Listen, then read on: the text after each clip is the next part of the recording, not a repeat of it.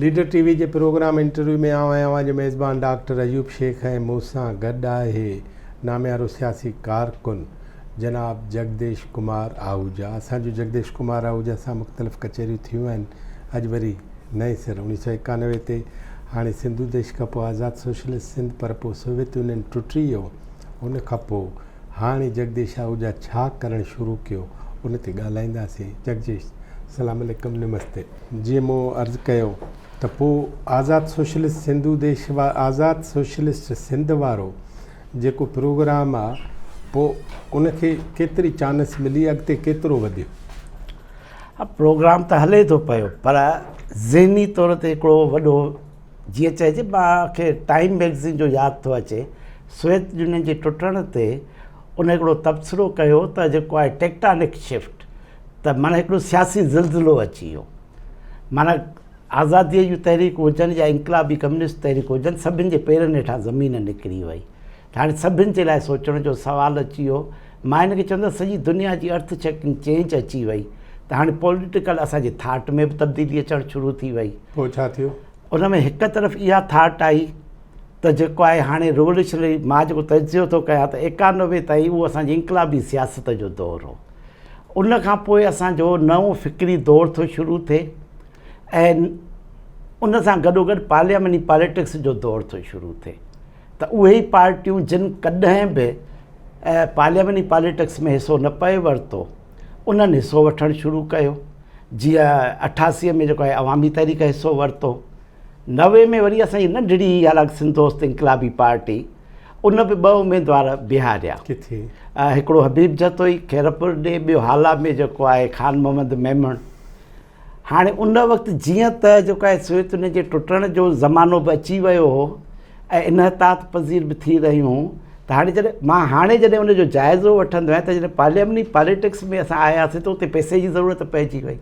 हूअं त तव्हां जेको आहे पंधु बि हलो था, बसुनि ते मथां चढ़ी बि हलो था, तव्हांखे इज़त बि मिले थी। जेके ग़रीब वर्कर वारे खीसे में अवाम या दोस्त बि पैसा विझी था छॾनि, पैसो डज़ंट मैटर। पर जॾहिं इलेक्शन जी पॉलिटिक्स में अचो था त उनजा डायनामिक्स टोटली चेंज आहिनि। मां तव्हांखे हिकिड़ो बिल्कुलु ॿुधायां त जेको मां हिकिड़ो त पंहिंजो ॿुधायो त सियासी ॾोह कहिड़ो कयो त 83 में मां छॾियो, पर हिकिड़ो वॾो क्राइम बि असां कयोसीं जॾहिं असां 2 उम्मीदवार बीहारियासीं इलेक्शन में त उनजे पैसे जो सुवालु उभिरियो। तॾहिं असां वतन दोस्त वारनि दोस्तनि सां गॾिजी ऐं सिंध दोस्त वारनि सिंध इनकलाबी पार्टी ठाही साहब। उन फ़ैसिलो कयो त इलेक्शन जे विढ़ण लाइ असां लाड़काणे में बैंक खे धाड़ो हणाईंदासीं। माशाअल्लाह। त मां इहा ॻाल्हि इन करे थो रिकॉर्ड ते आणिया त सिंध जी क़ौमी ऐं इनकलाबी तहरीक जा जेके इहे चैप्टर आहिनि त इहे बि भले रिकॉर्ड ते अचणु खपनि। त वतन दोस्त वारनि लाइ बि ॿुधोसीं, पोइ उन्हनि बि इहे कम कया। बदनाम त रुॻो GS हुई। पर छा थियो आहे मां चाहियां थो त मां पंहिंजो वाक़ियो इन करे थो ॿुधायां त मां सम्झां थो त इहो असांजो हिकिड़ो सियासी ॾोह हो। पार्टी लेवल ते मां स्टालिन बैंकुनि खे धाड़ा हणाईंदो हो, पर्चो विद्यार्थीअ बि बैंक खे धाड़ो हयो हो त असां इनकलाबी काज़ लाइ असां बि हणाए था सघूं। पर इहो मुंहिंजे नज़र में मूंखे वॾे में वॾी जेको ज़हनी धचको लॻो। हालांकि उन में मुंहिंजो रोल एतिरो हुयो त प्लेन त सॼी ॿी मर्कज़ी क़यादत कयो पर मां उन ते ग्रीन लाइन ॾिनी, मुखालफ़त न कई। त माना क्राइम में त मां शामिलु थियुसि न। त मुंहिंजे नज़र में इहो ग़लति हुयो। इहा डी जनरेशन हुई। पोइ उहो धाड़ो लॻो, जेके हुया उहे ॿधिजी विया, जेको पैसो आयो उहो खर्द बर्द थी वियो। पोइ हबीब जतोई हिकिड़ो मशहूरु जुमिलो चयो, चई पार्टी उन वक़्तु नथी टुटे जॾहिं पैसा न आहिनि, पार्टी उन वक़्तु थी टुटे जॾहिं पैसा अचनि था। पोइ माण्हू जे ईमान जी ख़बर थी पवे। बहरहाल इहो हिकिड़ो तारीख़ जो ब्लैक चैप्टर आहे जेको बि मुंहिंजे नज़र में रिकॉर्ड ते अचणु खपे। छल सुभाणे ॿिया बि एतिराफ़ कनि ऐं रिकॉर्ड ते आणनि। मूंखे तव्हांजी सभ खां वधीक ॻाल्हि इहा वणी आहे, तव्हां हिस्ट्री रिकॉर्ड कराए रहिया आहियो। त इहो हिस्ट्रीअ जो रिकॉर्ड थियणु, उन में जेतिरो सचाईअ सां पेश अचिजे, सही तारीख़ रिकॉर्ड कराइजे, त इन जे करे मां अॼु हीउ वाक़ियो ॿुधायांव थो। न पर हिन वाक़िए खां पोइ ख़ुदि उनजो तजियो त थियो हूंदो न? तजियो थियो। हिकु त इहो त भई इहो जेको हुयो इहो ग़लति कमु हो। असां सॼी GS जे अंदरि इन क्राइम जे ख़िलाफ़ु विढ़िया आहियूं। असां पाण वरी उहो क्राइम करायूं था। त इन जो मतिलबु इहो आहे त असां पाण रिवोल्यूशनरी रोल खां डीजनरेट थी रहिया आहियूं। डिमोरलाइज़ करे रहिया आहियूं पार्टीअ खे, उते ई मूंखे पहिरियों भेरो ख़्यालु आयो त हाणे जेकॾहिं असां पार्टी नथा हलाए सघूं इनक़लाबी सियासत, त पोइ असां छॾे ॾियूं। पोइ पार्लियामेंट पॉलिटिक्स जो छा थियो ॿिनि ॼणनि जो? ज़ाहिर आहे उहे त पैसा बि उन्हनि खे न मिलिया, उन्हनि ताईं पैसा न पुॻा, अच्छा, ऐं त वर्क बि उनजी सही न हली, त बहरहाल पोइ वरी जल्दी पार्टीअ जे डिज़ॉल्व करण जो फ़ैसिलो थी वियो। उहो कंहिं पार्टी कयो? असां पाण जेके बि कहिड़े- मर्कज़ी कहिड़े अॻवान ख़ासि हुयासीं, हो चवंदो सिंध दोस्त जी जेका आहे इस्टेब्लिशमेंट, असांजो उन वक़्तु जनरल सेक्रेटरी चूंडियो दुर बोले थी, उहो चवंदो सिंध दोस्त जी इस्टेब्लिशमेंट जगदीश आहूजा, इदरीस चाडियो ऐं मुस्तफ़ा सुमरो आहिनि। सम्झो त असां टिनी जो इहो मुतफ़िक़ा फ़ैसिलो हा, हो। फ़ैसिलो करे चयो त हाणे पार्टी वेड़ियो। पार्टी बसि डिज़ॉल्व था कयूं। पोइ हिकिड़ा दोस्त तरक़ी पसंदि में विया, हबीब जतोई वारा, अच्छा, ऐं मां इदरीस खे चयो त तव्हां जेको आहे हेॾे सिंध डेमोक्रेटिक जेको आहे फोरम में जॉइन कयो, उते तव्हांखे इबरार सां गॾु तव्हां थोरो रोज़गार बि करे वठंदव। माना मूं वटि इहा त बाइज़ तरीक़े सां पोइ त रोज़गार कजे, बजाए जो क्राइम कराइजे। इबरार वटि रोज़गार जा वसीला कहिड़ा? बसि हुनजो हुयो इदरीस, हुन सां गॾु पोइ मेहुनि जो वाड़ो खोलियो हो ऐं हुनजी इनकम ई, मां वरी पंहिंजो पहिरियों बिज़नेस खोलियो Sindh tech computer composing centre 91 में। बसि उन मां वॾो फ़ाइदो इहो पियो त मुंहिंजी शादी थी वई।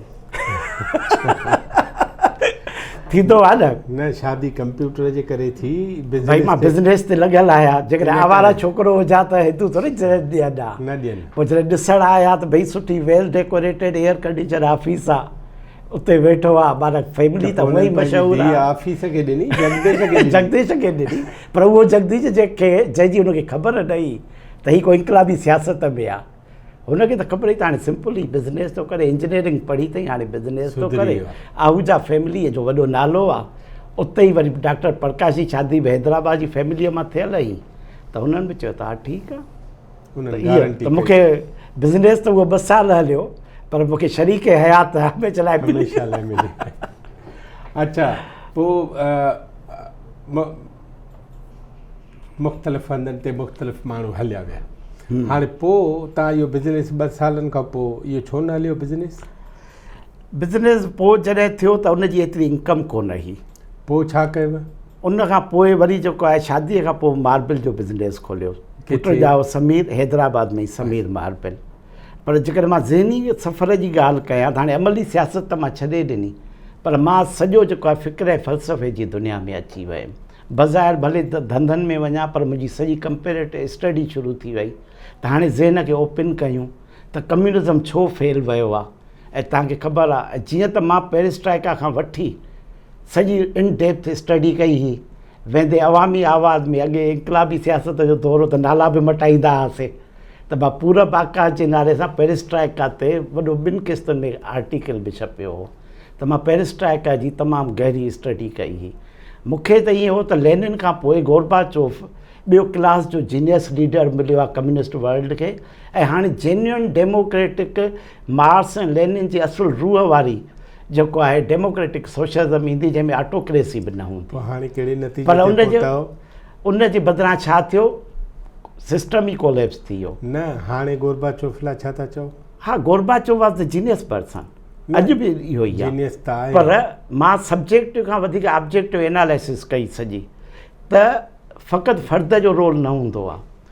सिस्टम खे रिफॉर्म करण जो प्रॉपर टाइम हो ख्रोश्चेव वारो, जंहिंखे ब्लॉक कयो वियो ऐं वापसि ऑटोक्रेसी आंदी वई। जॾहिं गोर्बाचोव रिफॉर्म आणण जी कई, तेसिताईं सिस्टम जेको आहे बियॉन्ड रिफॉर्म्स थी चुको हो। त नतीजे में मुंहिंजे नज़र में इहो दौरु इनखे इते ई पूरो थियणो हो। त हाणे हाइपोथेसिस ते वञण मां को फ़ाइदो कोन्हे। न न न न न हाइपोथेसिस त हाणे गोर्बाचोव हिन दुनिया में बि कोन्हे, पर मां हीअं थो चवां त गोर्बाचोव जी जेका लाइन आहे उहा तव्हां सम्झो था त in parallel two Marxist line आहे, या तव्हां सम्झो था त मार्क्सिज़म में तरमीम आहे, या सम्झो था त मार्क्सिज़म में सुधारो आहे? मुंहिंजी इहा आहे त ट्रू मार्क्सिस्ट सिस्टम त भई जेको मार्क्स चयो त प्रोलेटारिया डिक्टेटरशिप खां पोइ मोर democratic system then the bourgeois democracy, त हुन चाहियो उहो पए त ट्रू मार्क्सिज़म मां इम्प्लीमेंट कयां, डेमोक्रेटिक सोशलिज़म आणियां, पर वक़्तु उन जे पासे न हुयो, वक़्तु गुज़री चुको हो। मां इन जे करे गोर्बाचोव खे घणो ॾोह न ॾींदो आहियां। मुंहिंजे नज़र में Gorbachev by heart by mind he was the genuine communist ऐं हुन हिकिड़ी जेन्युअन कम्युनिज़म आणणु पए चाही जेका हिन दुनिया जी अॼु बि ज़रूरत आहे, पर ही फेल्ड टू इट। तव्हांजे ख़्याल में हुन नुक़सानु कयो? नुक़सानु रुॻो हुन न कयो, न, पर हुन इनिशिएट कयो न। ज़ाहिर सॼो सिस्टम हुन इनिशिएट कयो, पर हिकिड़ा ॿिया बि कम आहिनि। गोरबाचोव ते तनक़ीद सभु कंदा आहिनि। ॾिसो, असां हमेशह ॿुधंदा आहियूं power corrupts, absolute power corrupts absolutely. हुन वटि सुपर पावर हुयो, वॾो पावर हो, केॾियूं बि डेमोक्रेटिक मूवमेंट्स हलियूं, हुन किथे बि फ़ौज खे इस्तेमालु न कयो, हुन पावर खे न कयो। त मुंहिंजे नज़र में त हुन तमामु वॾो कमु कयो, जो हिकिड़ी जेकॾहिं सिस्टम हुन ॾिठो त कोलेप्स थो थिए, हू तॾहिं बि ऑटोक्रेटिक ऐं डिक्टेटोरियल फॉर्म ॾे न वियो, पंहिंजे मासिस खे करश करण जी कोशिशि न कयईं। त इहा उनजी उहो गुण आहे जेको कॾहिं अॼु ॾींहं ताईं कंहिं ॻायो ई कोन्हे, जंहिंजे करे उहो ब्लड लेस रिवोल्यूशन आयो, जंहिंखे असां काउंटर रिवोल्यूशन था चऊं, जंहिंखे अॼु मां काउंटर रिवोल्यूशन नथो चवां। तारीख़ जो हिकिड़ो उहो दौरु आहे जंहिंमें असां पढ़ियोसीं तरक़ीअ जो गैर सरमाएदाराना रस्तो, दैट वॉज फेल्ड। न, पर जेकॾहिं तव्हां पावर जी ॻाल्हि था कयो त हिकिड़ो पावर स्टालिन वटि बि आहे। त स्टालिन अध खां मथे यूरोप आज़ादु थो कराए, लैटिन अमेरिका जे मुल्कनि में तहरीकुनि जी मदद थो करे। उन खां पोइ ब्रिजनीफ आयो आहे। ब्रिजनीफ जे वक़्त में वियतनाम जहिड़ा मुल्क, कोरिया जहिड़ा मुल्क उहे आज़ादु था थियनि। ठीकु आहे, उहे फ़ौजूं थोरे ई था मोकिलनि, उहे मदद था कनि। सही आहे, मां त चवां ही भले फ़ौजूं न मोकिले, मदद करे दुनिया सॼी जी, पर हिन जे कंहिं तरीक़े में का फॉल्ट लाइन त हुई न जंहिं ते गोरबाचोव बीठो ऐं उॾी वियो सभु कुझु। हा, उनजो एतिराफ़ गोरबाचोव पाण कयो आहे। उन हिकिड़ी मज़ेदार ॻाल्हि कई त मूं वटि 100 इकानमिस्ट आहिनि, पर मूंखे ख़बर न आहे त उन मां सही केरु आहे। माना जेको आहे कैलिबर लेनिन जो इकानमीअ ते गिरफ़्ती ऐं फिलासफ़ीअ ते गिरफ़्ती, उहा गोरबाचोव जी न हुई। ठीकु आहे, subjectively he failed in that direction. त हाणे असां हिनखे कहिड़े डायरेक्शन में वठी वञूं, त हुन हिकिड़ो एक्सपेरिमेंट पए कयो रिफॉर्म करण जो, पर सिस्टम बियॉन्ड रिफॉर्म हो ऐं हुनजी एॾी उहा लेवल न हुई। तव्हां गोरबाचोव बि ॾिठो, हिते बि सभु कुझु कयव, धंधा बि कयव, हिन खां बि वियो, हुन खां बि वियो। हा, पोइ 81 न दौर जी आकाश थो करे, 80 बसि रहियासीं अधूरा। हा, पर मां पंहिंजो सफ़र उते ख़तमु न कयो अधूरेपण ते। पोइ छा कयो? मां हिन नतीजे ते पहुतुमि त जॾहिं कैपिटलिज़म मौजूदु आहे त हिकिड़ो ज़ालिमाना सिस्टम मौजूदु आहे, क़ौमूं हाकिम ऐं महकूम आहिनि, तबिका ज़ालिम ऐं मज़लूम आहिनि, त ही कम्युनिज़म बि हिकिड़ी स्टेज ई स्वेत कम्युनिज़म जो नालो जंहिंखे मां ॾींदो आहे, त उहो निजात जे असां राह जे तौर ते खयोंसीं। हाणे अञा उहो दौरु थो अचे जंहिंमें जेको आहे नवां फ़िक्र ऐं फ़लसफ़ा ईंदा, इनकलाबी तहरीक नए रुख सां जनमु वठंदी, नवनि फ़िक्रनि ऐं फ़लसफ़नि तहत जनमु वठंदी। जीअं सम्झो हिकिड़ी बिल्डिंग कोलैप्स थींदी आहे त उते नई बिल्डिंग खॼण लाइ डिकेट्स लॻी वेंदा आहिनि। पहिरीं त खॾो नज़र ईंदो आहे, तीअं सोवियत यूनियन किरी पियो त खॾो पोइ नज़र अचे, कुझु बि कोन्हे। त हाणे उन पीढ़ जे पथर विझण लाइ नए फ़िक्र ऐं फ़लसफ़े जी ज़रूरत आहे। तॾहिं मां अमली सियासत जो दौरु ख़तमु करे फ़िक्र ऐं फ़लसफ़े जी दुनिया में दाख़िलु थियुमि। चीनी मॉडल ते कॾहिं तव्हां गौर कयो? मां उन खां बग़ैर मां सॼी दुनिया ते पोइ गौर कयो, मतिलबु सॼा जेको आहे असां न चीनी ॿुधायां थो, अचां थो उन ते। त असल में न रुॻो चीनी मॉडल, पर मां सॼा कम्युनिज़म खे, कैपिटलिज़म खे, या वरी रिलीजन्स खे, फिलासफ़ीअ खे, सिविलाइज़ेशन्स खे, इर्तिक़ा जे सफ़र खे, सभिनि खे ॾिठो। ऐं उन खां पोइ मां हिन ॿी ॻाल्हि ते बि गौर कयो त सोवियत यूनियन जी लीडरशिप जीनियस ई, गोरबाचोव मुंहिंजे नज़र में जीनियस हो। 91 में चीन वटि को बि जीनियस लीडर न हो। जेकॾहिं मां चीन जी पार्टी जो तज़किरो थो कयां त उन वटि जीनियस लीडर माओ खां बि वधीक हो, प्रैक्टिकल पॉपुलर लीडर हो। चुइन लाइ हो लियू शाओची हो ऐं देंग सियाओपिंग हो। देंग सियाओपिंग खां पोइ चीन खे स्टेट्समैन लीडर ही ज़ी जिनपिंग मिलियो आहे। हू रुॻो प्रेगमेटिस्ट लीडर आहे। त मां सॼी हिन जी कंपेरेटिव स्टडी कई त हू ज़हीन लीडरशिप जे हूंदे बि सोवियत यूनियन छो फेल थियो ऐं मीडियाकर लीडरशिप जे हूंदे बि चीन छो सर्वाइव करे वियो। त इन ते ई मां सॼा जॾहिं तज़िया कया त असां जेको हिकिड़ो फैक्टर खणंदा आहियूं त असां तज़ियनि में माण्हुनि जे या सियासी पार्टियुनि ऐं किरदारनि खे ॾोह वधीक ॾींदा आहियूं। जॾहिं त मेजर फैक्टर न हूंदो आहे। Major Policy. Factor objective condition हूंदियूं ॿियो आहिनि, policy. जंहिंखे फोक विज़डम में चइबो आहे न, वक़्तु वॾो बादशाह आहे। वक़्तु तव्हांजे पासे न आहे त तव्हांजा 100 सियाणपा बि तव्हांखे कमु नथा अचनि। त इन फैक्टर खे असां पॉलिटिकल एनालिसिस में हमेशह नज़रअंदाज़ कंदा आहियूं। पर पोइ ॾोह ॾींदा आहियूं, पलीजे हीअं कयो, GM सद हीअं कयो, गोरबाचोफ हीअं कयो। हाणे मां कंहिंखे बि इन सॼे दौर जे लाइ फ़र्द खे ॾोही सम्झां ई नथो। Policies. मां इर्तिका जे सफ़र खे थो सम्झां। इर्तिका जे सफ़र में जेका ट्राटस्कीअ प्रिडिक्शन कई हुई रिवोल्यूशन बिट्रेड में, त ही मैनेजरल रिवोल्यूशन आहे, या त इहो डेमोक्रेटिक सोशलिज्म में ट्रांसफॉर्म थी वेंदो या उहो फेल थींदो। 91 में ठीकु उहो ई थियो। हुन कोशिशि कई जेन्युइन जेको आहे डेमोक्रेटिक सोशलिज्म में ट्रांसफॉर्म करण जी, पर उन जे बदिरां उहो कोलैप्स थी वियो। त इहो हिकु दौर जो जी पुॼाणी हुई। ऐं ॿी ॻाल्हि मां ॿी थो ॾिसां, इहो असां त मातम था कयूं सोशलिज्म वियो, पर जेके मुल्क अंडर सोशलिज्म हुया उहे त उन जे लाइ त इहो आइडियल सिस्टम ई कोन हो। हो त डिक्टेटोरियल सिस्टम हेठि रहिया पिया। त असांजे लाइ थर्ड वर्ल्ड जी इनकलाबी तहरीकुनि जे लाइ इहो आइडियल सिस्टम हो। ऐं उते ई मूंखे जेको हशू केवलरामणी जो कोटेशन कामरेड ॿुधाईंदो हो त I can fight for socialism, I can die for socialism, but I can't live under socialism. माना असां उन सिस्टम में रही नथा सघूं। त उन सिस्टम जे अंदरि फॉल्ट आहे जेके असांखे नज़र न पए आया। जे आया बि पए त असां चयोसीं पए त ठीकु आहे, इहा कैपिटलिज़म जी प्रोपेगेंडा आहे। असांजी नीड त असांखे इहो सोवियत यूनियन खपे, इहो कम्युनिस्ट ब्लॉक खपे। त उन जा बि ॿ पासा आहिनि। जेके उन कम्युनिस्ट सिस्टम जे अंदरि रहिया पए उहो उन्हनि जे लाइ आइडियल सिस्टम न हो। असां जेकी गुरबत ऐं ग़ुलामीअ में हुआसीं उन्हनि जे लाइ इहो आइडियल सिस्टम हो। सो इहो सिस्टम जॾहिं अल्टीमेटली रियलिटी त उहा आई जंहिंखे हुननि पए भोॻियो न। त पोइ ख़बर पई त असां जेको चऊं पिया त हीअ जेका वेस्टर्न प्रोपेगेंडा आहे त इक्वलिटी इन पॉवर्टी, त सोवियत यूनियन पहिरीं जेका छाल ॾेई अॻियां वधी वियो कैपिटलिस्ट ब्लॉक खां बि, उन खां पोइ उनजो इकॉनॉमिक जेको आहे डिक्लाइन शुरू थी वियो ऐं जेन्युइनली उनजी ग्रोथ रुकिजी वई। ऐं हिन में हिकिड़ी ॿी ख़बर बि पई, जॾहिं मां इन ते आयुमि न सिंध जी आज़ादी कीअं मिलंदी, त असांजे ॾाढो हिकिड़ो ॿियो मिसाल बि अची वियो त रियासतुनि जो कोलैप्स कीअं थो थिए। असां त हमेशह इहो चयोसीं त भई टेक ओवर करिणो आहे, इक़्तिदार खे वायोलेंट वेज़ सां या इनकलाबी जदोजहद सां हटाइणो आहे। पर सोवियत यूनियन ते कंहिं हमिलो त कोन कयो। सोवियत यूनियन जे अंदरि कई क़ौमी आज़ादी जूं तहरीकूं बि न हलियूं हुयूं।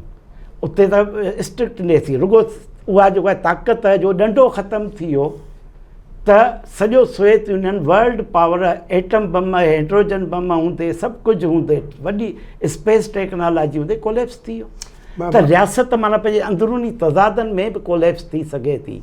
ज़रूरी न आहे त उनखे क़ौमी आज़ादी जूं तहरीकूं ख़तमु कनि। इन जो रिलेशन आहे पाकिस्तान सां। मां वक़फ़े खां अवल हिकिड़ो सुवालु पुछणु थो चाहियां, उहो हीअ आहे त चीनी मॉडल त कामयाबु थियो न? न, चीनी मॉडल ट्रांसफॉर्म थियो।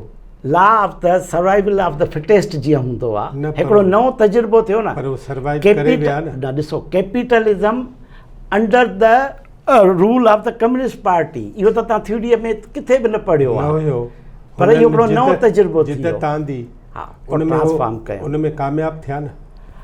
उन में हुननि पाण खे कामयाबु कयो। ऐं उनजी कामयाबी जो हिकिड़ो ॿियो रीज़न ॿियो बि आहे मुंहिंजे नज़र में। जीअं मां चवां थो न, इवोल्यूशन जी रफ़्तार ते असांजी या फीथे ते नज़र ई न हूंदी आहे। इंडियन फिलासफ़ीअ में 4 युग आहिनि। मां सॼियूं फिलासफ़ीज़ बि ॿीहर रिलीजन फिलासफ़ीअ मां बि साइंटिफिक पहलू पए ॻोल्हिया आहिनि त भई इहे जेके रिलीजियस फिलासफ़ीज़ आहिनि उन्हनि में या मिथालॉजीज़ आहिनि। त इंडियन फिलासफ़ीअ में 4 युगनि जी फिलासफ़ी आहे। कलयुग, सतयुग, त्रेता युग ऐं चौथों आहे। त माना जॾहिं बि वक़्त जो फीथो फिरे थो उहो इन्हनि 4 दौरनि मां गुज़रे थो। जीअं घड़ियाल जा 12 कांटा आहिनि, 12 ते पहुचो था माना तव्हांजे उरूज जो पीरियड आहे, उते वक़्तु बीहजे नथो। तव्हां नेकीअ में पंहिंजे उरूज ते पहुचो या बुराईअ में पंहिंजे उरूज ते पहुचो, पर वक़्त जो फीथो तव्हांखे वरी ज़वाल तरफ़ आणींदो। ट्रांज़िशनल फेज़ थो अचे, जॾहिं 6 ते घड़ियाल पहुचे थो माना कलयुग शुरू थो थी वञे, माना एज ऑफ लाइ। सतयुग माना एज ऑफ ट्रुथ, कलयुग माना एज ऑफ लाइ।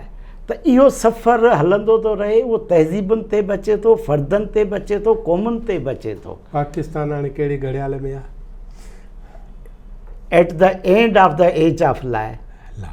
ठीकु आहे नाज़रीन, असां जूं ॻाल्हियूं जनाब जगदीश आहूजा सां जारी आहिनि ऐं हिकिड़ो नओं जुमिलो चयो अथसि त पाकिस्तान जेको आहे उन जो जेको सिस्टम आहे उन में कूड़ पंहिंजी पुॼाणी ते पहुचण वारो आहे। उन तहत जगदीश कुमार हिकिड़े नंढड़े वक़फ़े खां पोइ वरी पाण मिलूं था।